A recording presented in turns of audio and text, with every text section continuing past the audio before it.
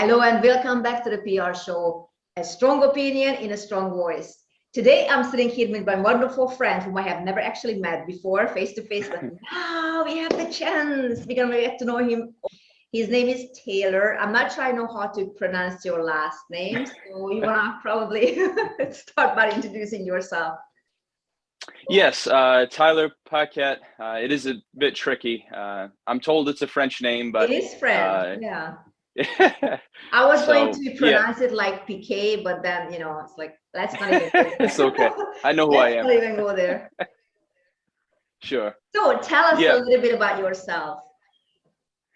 yeah. So I come all the way from the United States, here in Rhode Island. I have grown up pretty much here on the East Coast my entire life.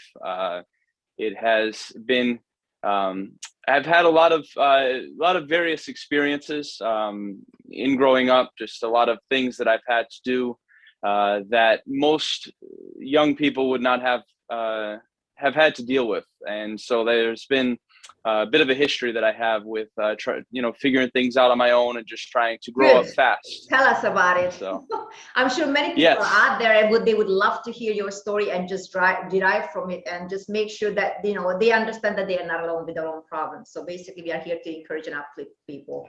So anything you want to share, anything that's on your heart, just go ahead. certainly. No, absolutely. I grew up in a sort of a broken home. I had a very difficult childhood growing up. I was in and out of sort of the foster care type situation. My grandmother was my foster parent, so there was a bit of issue with my mother. She was around but not around. She had a lot of issues with drugs, that type of thing. She was in that scene for her entire life, as long as as I've known her, of course. But she grew up in sort of the 60s, that scene where it was a lot of partying and all that stuff. Yeah. So yeah, I had a hard time connecting with her. The only thing I knew of her was she gave birth to me. Okay. And that's a good start. so it took a while. It took a while to get used to her and having her around, because she was in and out of rehabs and things. Wow. My grandmother took responsibility of basically all three of us. I have two other brothers. One passed away back in the 90s. The other brother is still alive. I'm the youngest of the three of us, and she had pretty much raised us from birth. Wow. And She's taken a on that hero. responsibility. She's Yeah. a hero. Everybody who takes care of someone else's child, in my opinion, is a hero. And especially the three of you and three boys. So that must have been quite a journey. Yeah. Yeah, she had a bit of a talk show like this back in the 90s. It was called Grandparents of the 90s. So Wow. she really embraced it, and she had like this center, like a sort of a phone call center. People would call in, and she was surprised over 900 different grandparents from the US had been dealing with the same thing, and she really Wow. highlighted that you're not alone. Wow. So I really pay tribute to this show. This is really good. Wow. And I'm really honored to be here. Just want to say Can that. it Thank be you, found on the Princess. internet anywhere? What's this? Can the show still be found on the internet somewhere? Unfortunately, it was shut down in around 2000. She had sort of retired it because she was already retired. That was something that she had wanted to just do to encourage people, and then it really turned into something bigger. And it was right before the the Y2K and all that, so she wasn't really embracing it in that way in the newspaper and different articles. Definitely need some shows like this even today. Yeah. Definitely. So that was huge for me growing up. I had seen a lot of hardship between her and my mother. They had a lot of bitterness going on, and it was I was around 14 where I was pretty much having to fend for myself, figure things out. I had to get a job. I had to go work and do certain things because there was just not enough money in the house. We grew up very poor, so I understood the responsibilities almost immediately. And my grandmother had a very serious conversation with me when I was around 14. She said, "You're either going to have to grow up, or you're going to basically be in the same vein of what your mother's doing." And wow. And of course, I didn't want that. So it was a hard conversation, and I really respected her greatly. My father was never really in the picture. She actually met him in the rehab, and he died when I was around 9 years old. So I never really got to know him. All three of you are from the same father and from the same mother. No, No. all different fathers. Oh, okay. So I have the raw reality. My mother, she passed away in 2014. Wow.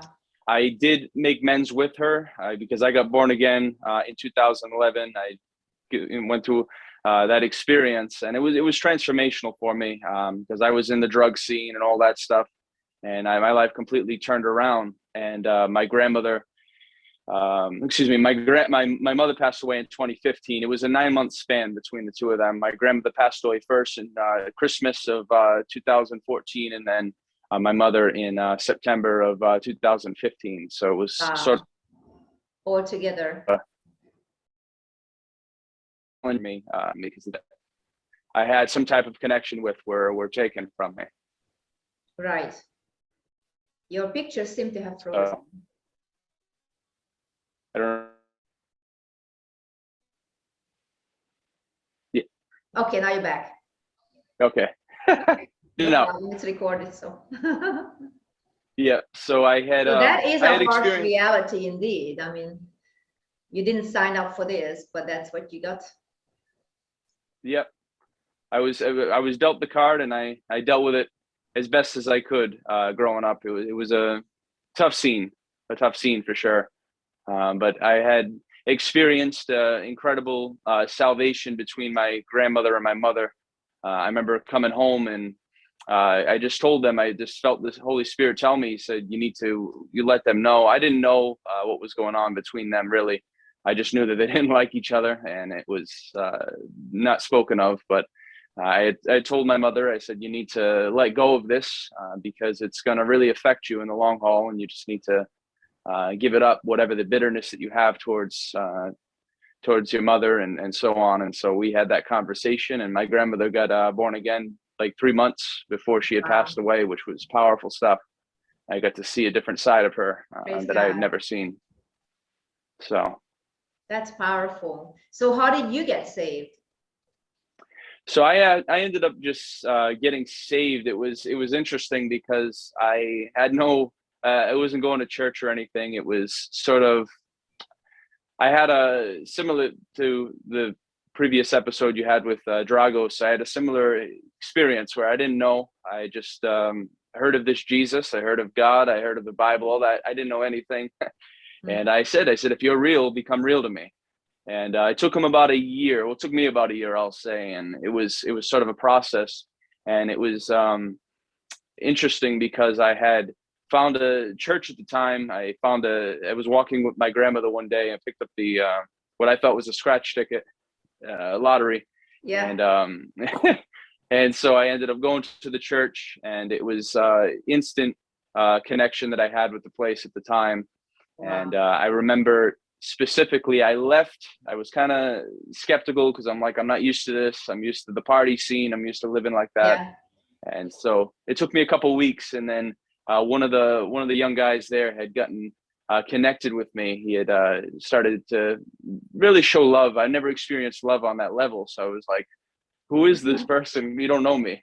Yeah. So I had a very interesting experience with that. I kind of ignored him for at least 2 to 3 weeks, and then I finally just gave in. I remember one night, because I was pretty much passed out from being high, and I got up and I had went to check my text messages, and I saw this guy still texting me. I'm like, what does he want? So he said, we're having fellowship and food. I'm like, oh, food, I'll go. Isn't it nice that so simple things can touch the people? Just a simple thing. Absolutely. Because that, absolutely. Whatever level you are on, God reaches you, and that's, food seems to be a universal language. It is. It was it still is my universal language. So I had a powerful experience with him. He drove me over there to where they were having the fellowship, and I remember as soon as I walked in, I just felt this transition in the spirit dimension. I didn't know what it was. I couldn't explain it. Yeah. But I knew something was going to happen that night, and I ended up giving my life to Jesus. That it was just so powerful. I felt like the weight of the world lifted off of me. Yes, of and course. Everything I ever done was completely forgiven, but you couldn't verbalize it. Yeah. It was just completely erased. I couldn't explain it. It was real. And so, This is real. yeah. So I had wanted it, and it was that hunger was already built there for me spiritually. I just didn't know how to put it into words. Yeah. So I had people help me along. And that was the beginning of something amazing. And that was in 2011. So that's powerful stuff. I'm so happy. What about your brother, the one that's still with us? Did he get saved as well? He's not a believer yet. We're working on him, but he actually is been following because he's more of a analytical person, sort of an engineer mind, so he doesn't really draw in real easy. Come to think of it. I know. So it's neither a preliminary for salvation, neither is it an obstacle for Jesus. But yes, I mean, that's fair enough. You know, if he wants to analyze, that's fine. But he certainly must have noticed the difference in you. He did. It was night and day. And I think he really, because I was actually selling drugs and things, doing stuff for him and so on. So when he had come to me the next day, I said, no, I don't do that anymore. We don't. Wow. He was like, what do you mean? It's like, I don't do that anymore. I don't have a desire for it. I gave my life to Jesus. It's done. And it was completely transformational. But yeah, he's come a long way, and I've been watching his progress, but he's been watching consistency, because people say a lot of things. Yeah. Yeah. So he's over the years. The Bible says that we are living epistles, and people are reading us. They don't read the Bible, but they are reading us every day, every moment. And they may not say much, but whatever they see, they wish they could emulate. So eventually, I know he will get there. Absolutely. Yeah. So that's a bit of my beginnings of what I had experienced. So how do you transition from that church that you got saved at to our place, to Christ-Led Ministries, to Apostle? What was interesting about that is after I had lost my grandmother and my mother, went through a sort of a dry season, if that's what you want to call it. It was a very challenging time. I had saved up a lot of money and lost it all, and just poor choices and decisions and things. And so I went from living very comfortably and all of that to basically going to ground zero. Lost everything, was living homeless. The last thing I had was my tools in my truck, and I was sleeping out of the back of my truck in the middle of winter. And I remember the winds. What is your profession exactly? So I'm a designer, design build. That's remodeling is what we do right now. Beautiful. You remodel houses or interior design? Yes, remodeling houses, interior design with the client. We specialize specifically in what they're looking for, both commercial, residential. Oh, wonderful. We're going to have to put all the links down there so people can just find you.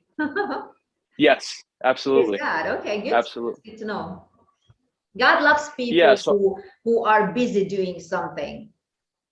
Isn't that? Right. So it seems like you're a very hard worker person. You are, you're working with your hands. And so was Jesus, of course, being a carpenter. Absolutely. So that's a wonderful tool to reach people and to meet new people. Absolutely. And, I really, from that point was, it was challenging in my faith. I really was like, how does this all happen? God, why would you allow this? I didn't really have the understanding that I have at KEI, and just with Dad, Apostle Charles, it's just night and day. But I was working with what I had at the time, and it was just day by day for the most part. But I remember specifically going through that season for about, like I said, about 2 years. I was living on Cape Cod. I had really no destination. I was just Cape Cod. We went horseback riding. I didn't in the winter. Yeah, I used to live in Rhode Island, as you might know. And we went horseback riding. Pastor Donald took me to horseback riding in Cape Cod. Really? I didn't know they had it out there. Yeah, I don't know if they still have it, but back a few years ago they still have it. But I would think so, because you have the beautiful coastline. So it was just a nice way to trail, with that. And and mom was there, of course. Jesse was there, and maybe Charles. I can't remember. Maybe Charles. He doesn't really Really? like these things, but we may have dragged him along. So I know we had fun. Yeah, Wow. yeah. So I was there for a while, and then I had met an angel. He Oh, had wow. Okay. kind of guided me to the embassy. It was very How did interesting that while the happen? Tell us conversation. about the angel. So I was actually going to a coffee shop at the time. I had started a business out there. It was similar to what I'm doing now. It was a maintenance company. Lost the company, of course. Guy had went belly up on me because he just wasn't being good with the money. He was doing drugs and things, and there was just a lot of stuff behind the scenes. But in any case, I had a conversation with this person. He had identified himself as Jeffrey, but I know the spirit. I can read, and the conversations that I had with him were like sustenance. They were very powerful conversations, and he was around for about 6 months, and I was reminded of this the scripture. I think it's in Corinthians. It talks about how unaware to us we've entertained angels, And angels, yeah, unawares. and so it was interesting because the conversations that I had with him were supernatural. They weren't conversations you have with a homeless guy. I mean, it was just, Yeah. and So he would show up at the. He was like a person. He was a person in a Yes. coffee shop you would always meet for 6 months, during the course of 6 months. Yes. Wow. Yes, he would meet me, and he had this, people can smell, but it was like it was a very pungent smell. Like, it wasn't normal. I was like, you're not human. I know you're not, but it's okay. I'll enjoy the conversation. Did he ever deny it? He didn't, and that was interesting. I said, I asked him, I said, "Are you an angel?" And he would just smile and smirk and look the other way. I'm like, okay, because the conversations, he would encourage me, and he said, "I see God is bringing you to a place that's going to be a fruitful ground for you. I see something happening. I see you're going to be very, very rich." And he'd just have conversation, and then he would change the subject and go to something else. So it was very, over the course of 6 months, the conversations were, and then he just disappeared. So I'm like, if you're homeless on Cape Cod, you're not just going to disappear. Yeah. You're going to go somewhere. But he had said that I have other places I have to go. I'm like, you're homeless. Where are you going? Wow. So, okay. So he really related to me. And so I had, from that point, that was sort of the beginning of the transformation for me to get out of the cave and all of that stuff and get out of that homeless situation that I was in. And so I had, remember, you went to the Cape, so I'm sure you're familiar, Bourne Bridge. I was going over the Bourne Bridge, and I just was weeping over the loss of my mother and grandmother. And I had just like, why, God, why? And I remember this audible voice of God. I've never heard it like that. And I can't tell you how many Christians has ridiculed me and said, "You're out of your mind. God doesn't speak audibly." I said, okay, well, I know what I heard. I know what he said.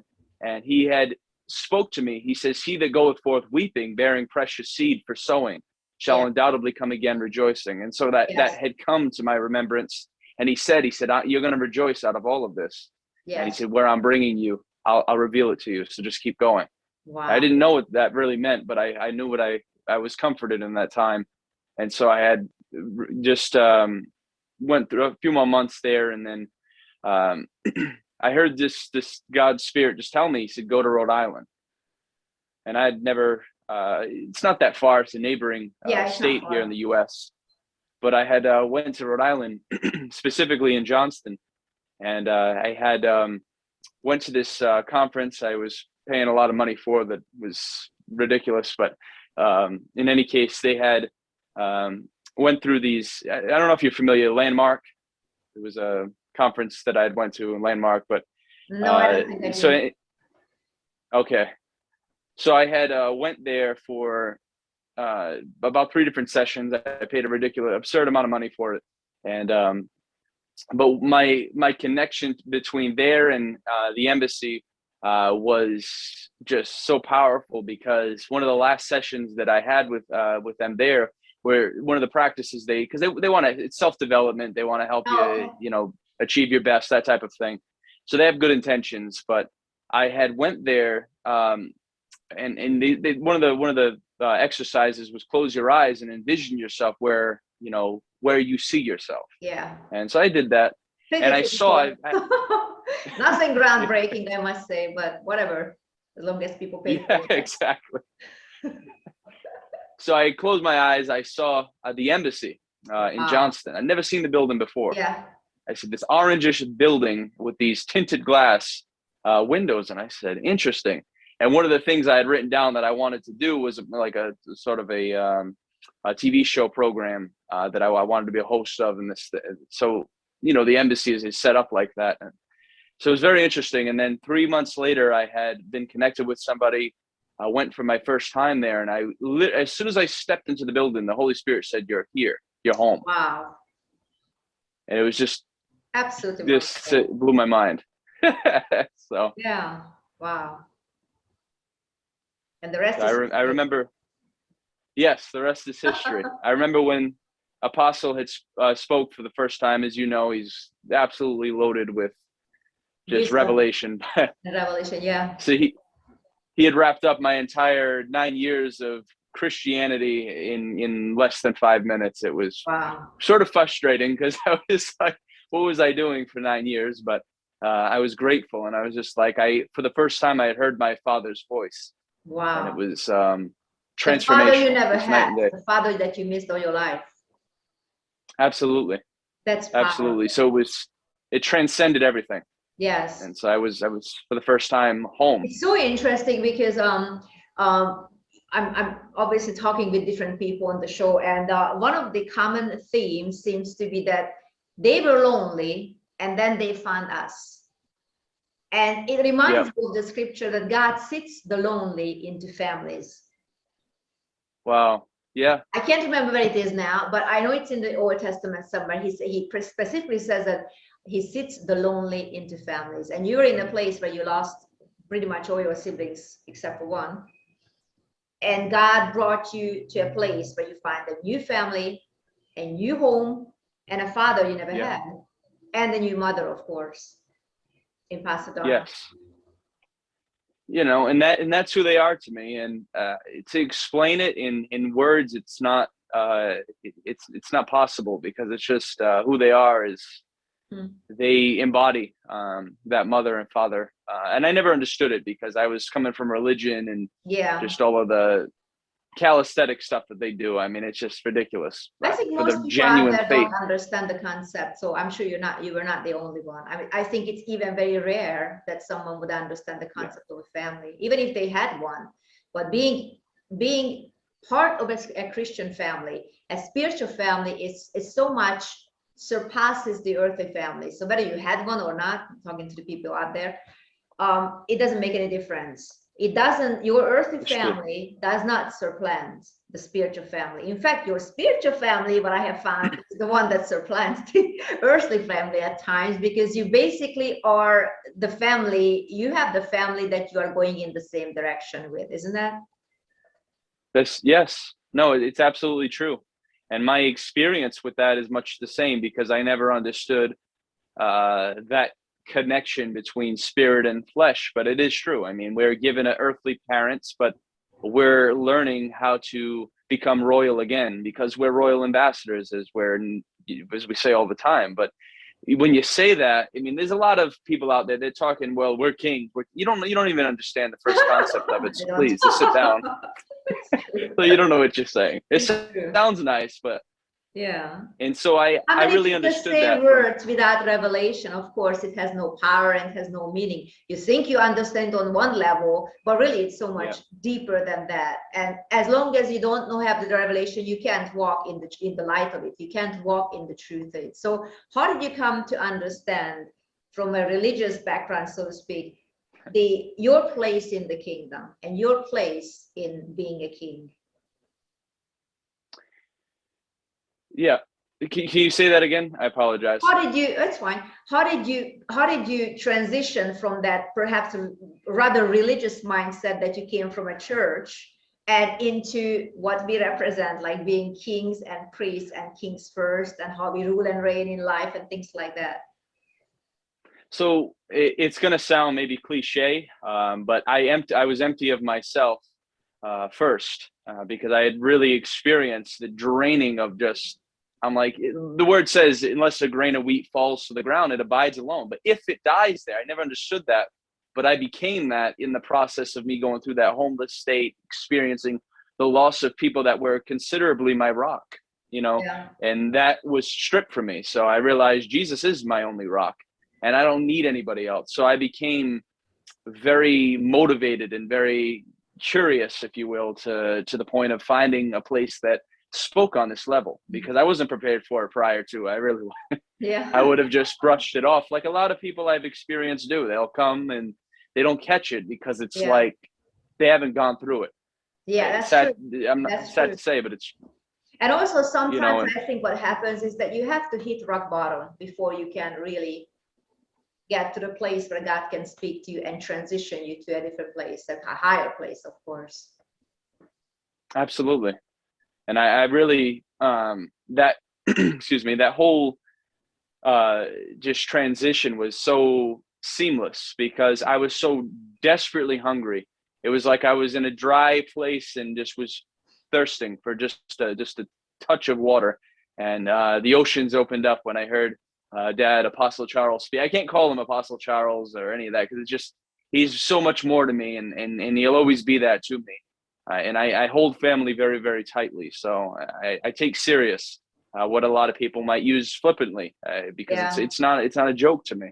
It's not Yeah. a joke. It's real. And but he was, so what I had experienced, it was like the easiest transition I ever experienced, and it was so. He was like he was speaking to my spirit, as you know. Wow. At the time, I didn't know that, but my spirit was like more. My mind was canceled out. Sometimes you have to just shut down your mind and just let it hit your spirit directly. And sometimes what happens is God's truth is bypasses our minds because our minds can only take so much, isn't it? And most of it is based on our personal experiences. Now, how do you introduce a new experience to someone who never had any frame of reference? Of course, you have to bypass their minds and you just have to really Yep, speak to their hearts because people respond to that. Even if they don't absolutely. understand, they understand the love, they understand the connection, just like what you said. Yeah, and I think what I found is a lot of people they resist that necessity to go through. Mm. You like we say it all the time, but it's like God will turn your mess into a message. All the cliches, but it's very true. It's like you're not going to have a testimony without a test, so just get over it, go through it. Put on your big boy pants and just get going because it's going to help you. It's going to benefit you. It's going to do something for you that will transcend the limits of the physical because it's similar to what the Marines and all the military Yeah, yeah, yeah. do. It's they break you down and build you up. Yeah, And I exactly. was used to that because life had beaten me down. I mean, you say that, but I experienced that. I know what it is Yeah. to be in that place, and I know what it is to come up. And so that's thankfully I had come up into the revelation Mm. of the word and being in the embassy. I'm glad I didn't go back to religion No, because it doesn't do after anything. this you can't. You After this can't. you can't, isn't it? You can't go back. Yeah, we're Wow. misfit. And recently you just got married, right? Yes. So God blessed you with yet another family connection, yet another something above and beyond blessing. And what's powerful about that is that connects back to after talking to that angel. I remember the Spirit telling me. He said I was at a church at the time in transition, and I had walked into the church. I remember standing behind the pulpit. I'd never done that before. Nobody in the building, but he told me to do that. And so he said, pick up your head. And I saw just in the realm of the Spirit, I saw a crusade, and I saw this person next to me, which I know now is Dad, Apostle Charles. He was teaching me and training me how to operate in the miraculous. I didn't know what it was. And then I looked to my left. He said, look to my left. And I looked in the third row and I saw my wife Wow. before she had come. So it was like completely instantaneous. And I knew it was going to happen. I just didn't Yeah. know how, when, but it was 6 months after that I went to the Power School of Miracles in Johnston. and it was just, I was standing behind her. As soon as I Wow. lifted up my head again, I You experienced. could have been and lost then I in was the looking. crowd somewhere, but you had to be positioned right next to her or behind her, as it were. Wow. It's like God Absolutely. knows our address, and he knows our phone numbers, and he can just pick the right person for you and introduce that person to you even months before you even met. And then at the right Absolutely. time, when you least suspect it, you know, you just meet the right person. But that's, I mean, you are just full of testimonies. It's so encouraging, so encouraging. Yeah. But I think the And key and to be in your life, as it should be in all of our lives, that you were focused on Jesus. You were not focused on the blessing. You were focused on Jesus, yeah. and therefore you were given everything else as a bonus, right? Yes. Yeah. And my experience is just that with my relationship with him. It was just, I never wanted to go through the fake processes. I'm not here to just do church. I'm here to be an experience. If I'm going to live this life, I ought to live it with everything I got in me, and make sure everybody gets a taste of heaven. But I didn't know how to verbalize that. So it was definitely a shift for me in the sense of everything coming together at one moment. It really was like just overwhelming, because there's not many places, like you said earlier, uh, on the planet that teach what they teach, and what we get at the embassy. It's very, very unique, and it's not something to take for granted. So I really value it a lot. Absolutely. Wow. Wow, I mean, you're just full of testimonies. So I assume that some of the things that you went through was because, I mean, maybe poor choices as well, but I mean, God can use anything we go through. And you can relate to homeless people now. You can relate to people who lose family members. You can relate to people who go through a hard time. And I mean, 2 years is a long time to be in this position. And or people who Yeah. are displaced. So out of that, you can encourage others, and out of that, you can actually reach others who are in a similar situation. So what would you say to people who go through all those things that you have went through? I'll say what Winston Churchill said: "Keep going if you're going through hell. Just keep going. There's light always at the end of the tunnel, and um, just take it day by day." Because, and one of the things I've realized with looking, they say hindsight is 2020. So I look back now and I see the times that I did pause and look and say, I'm going through all of this, but there's people going through much worse than I. Yeah. And beyond that, I'm still breathing. I still have food in my stomach. I still have some type of That's right. shelter. It's not over. This is just the beginning of something great. So I was able to pause at times to really just breathe and take it in, because you can really focus on the negativity and you become negative. But if you focus on what's good things start to take place. And that's what I really started to realize was happening, because through And, that whole and, time, I'd never. yeah, and all through that, I think one of the key that I see in your life, in what you're telling me, is that you have never hardened your heart. You have never become bitter against God or against anybody. So you basically kept your heart in a place where God could reach it. So I think that's also important too. You know, whatever you guys going through, everybody goes through something. I mean, everybody goes through something. That's for life. And some things may seem like it's out of our control. But what our friend is testifying here today is that it's important not to harden your heart to the point where God cannot reach it. And one of the things that I have noticed is that you have kept searching for the truth. You have kept searching for God in all the wrong places. And it seems like when the right doors didn't open for you, you went in the wrong ones. But your heart intention was always pure. And God honors hunger. And when we are hungry, there is a filling always, because God always answers hunger, and He always answers to those who knock and those who want the door to open for them, to get to know Jesus, to get to know God. So that's a powerful testimony. Thank you for sharing it. So anything else you want to share? I mean, just the there's so much that I could share with respect to everything, but I mean, it's something to be said with people that cannot lose heart and just keep going, because there's something.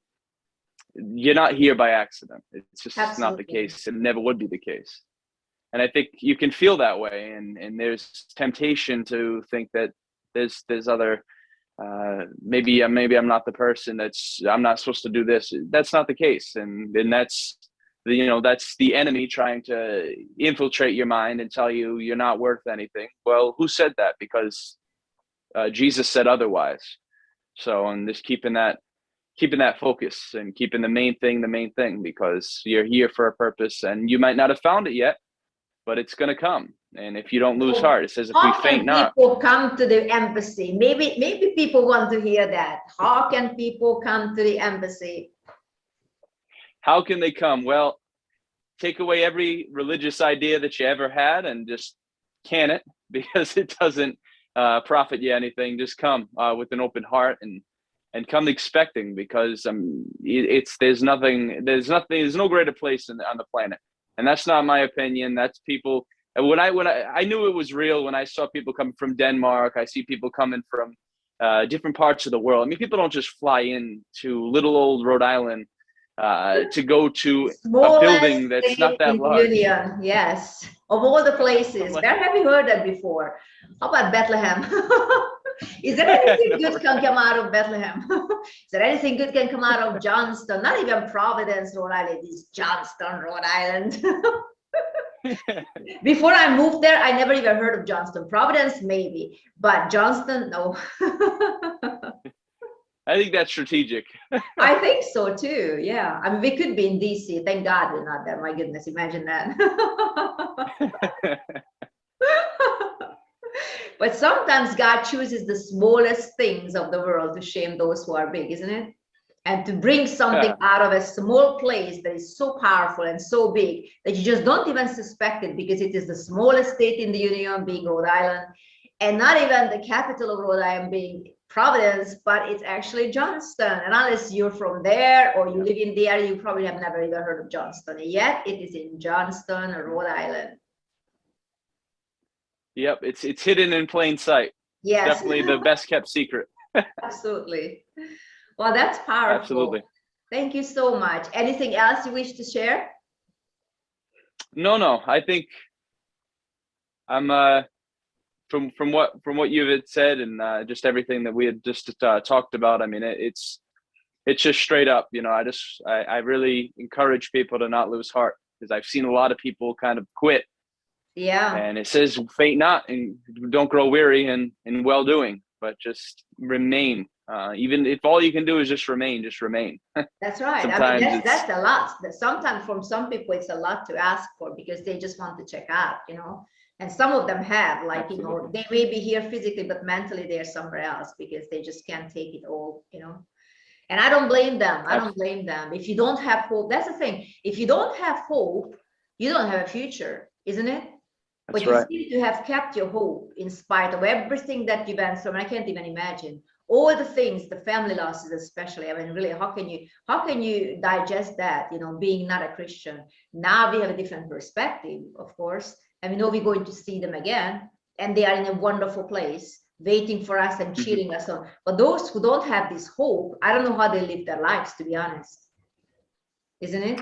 They don't. It is. And I believe if you keep your hope, God will reveal things to you to comfort you in those times. I was just reminded while you were talking, when my mother was on her deathbed, I was in the room with her. I was there till she had taken her last breath. And I said, God, through all this, just show me that you're with me. I said, I know you're with me, but just show me something. And I looked to sides. I looked into her eyes. Her eyes were glossed over, and she had this big smile. Wow. And I looked into her eyes, and I saw Jesus. Yes. I just saw in the foot of the bed, and I saw on the two sides these two big angels that were probably 16 feet tall. And I just looked, and as soon as she took her last breath, not that her breath was strong enough to blow the pages of her Bible open, but her Bible had opened. And I remember it highlighted specifically to one scripture I think it was in Genesis 23:20, I believe. It talks about, he says, I'll bring an angel before you. I'll bring an angel, something to that effect, to bring you to the place that I have prepared for you. Wow. And I was just stunned. I mean, everybody's weeping. I'm walking out with joy because I'm just like, hey, it is well. I'm good. That is so encouraging. Yep. So those angels were already there. Most likely her own guardian angels were there to take her home. And she understood that. And when she stepped out of her body, young, beautiful, healthy, happy, whole, she was taken right to heaven. But God did not leave you without a comfort. Right there, that's right. I'm going to send an angel who will lead you to the place where you have to go. And that's exactly what he did. So that's powerful. So whatever you guys are going through out there, everyone's going through something. Don't lose hope. Don't lose hope. This is no accident that you came to this channel and you watched this powerful testimony of this young man going through basically hell on earth, losing everything he had, but God had him in his hand, in the palm of his hand, and he definitely found the home that was promised to him and the wife and all the beautiful family that he has lost. And man, God is no respecter of person, of course. And if he did it for Taylor, he can do it for you. So don't lose hope. That's his message today. But yeah, well, thank you so much for joining us. It's been an absolute honor. This has been another edition of the PR show. Strong opinion in a strong voice and great testimonies. Thank you for joining us. See you next time. God bless you.